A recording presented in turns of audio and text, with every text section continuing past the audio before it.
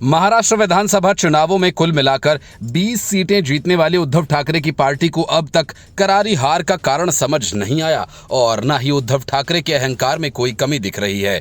यही वजह है कि नतीजों के आने के बाद पहले तो उद्धव ठाकरे की आंख, नाक और जुबान बन बैठे संजय राउत ने नतीजों को स्वीकार करने से इनकार कर दिया और फिर से बैलेट पेपर से चुनाव कराए जाने की मांग कर डाली। शिवसेना, यूबीटी और एमवीए की शर्मनाक हार से बौखलाए संजय राउत ने कहा कि भला महाराष्ट्र के लोग मोदी और योगी के नाम पर वोट क्यों देंगे, इसमें जरूर कोई गड़बड़ है। लेकिन कुछ घंटों के बाद संजय राउत ने हार का ठीकरा सीधे सीधे सुप्रीम कोर्ट के रिटायर्ड जस्टिस डीवाई चंद्रचूड़ पर फोड़ डाला और कहा कि हम डीवाई चंद्रचूड़ की वजह से हारे। मतलब कि उद्धव ठाकरे की पार्टी अब तक ये मानने को तैयार नहीं कि विचारधारा को किनारे लगाकर कांग्रेस और शरद पवार के साथ जाकर उनसे बड़ी गलती कर दी, जिसका नतीजा चुनावों में मिला। हकीकत तो ये है कि एमवीए में शामिल तीनों पार्टियों के अंदर ही अंदर सीएम पद की लड़ाई थी और तीनों ही वोट जिहाद के भरोसे ही बैठे थे।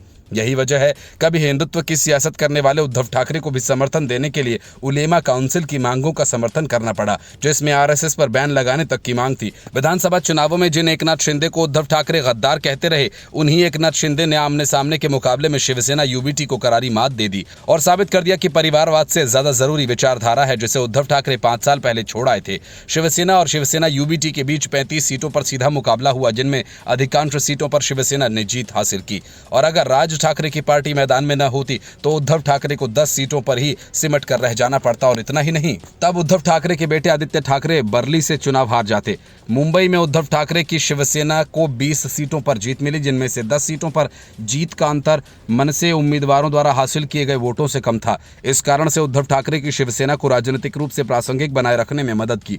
मुंबई की 10 सीटों में से 8 सीटें बेहद करीबी मुकाबलों में शिवसेना यूबीटी जीत पाई। राज ठाकरे के बेटे अमित ठाकरे ने माहिम सीट से चुनाव लड़ा और 33,062 वोट प्राप्त किए। वहीं उद्धव ठाकरे के महेश सावंत ने महज 1,316 वोटों से जीत दर्ज की और शिवसेना के सदा सारवणकर को हराया। आदित्य ठाकरे ने शिवसेना के मिलिंद देवड़ा 8,801 वोटों से वर्ली में हराया।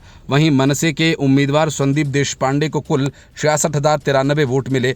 मनसे के उम्मीदवार को 16,813 वोट मिले। यही हाल जोशीवाड़ा, वर्सोवा, कालीना, बांद्रा ईस्ट, वानी और गुहागर सीट का रहा। यहां भी उद्धव ठाकरे की पार्टी एमएनएस की वजह से जीत पाई। Bureau report, news of India.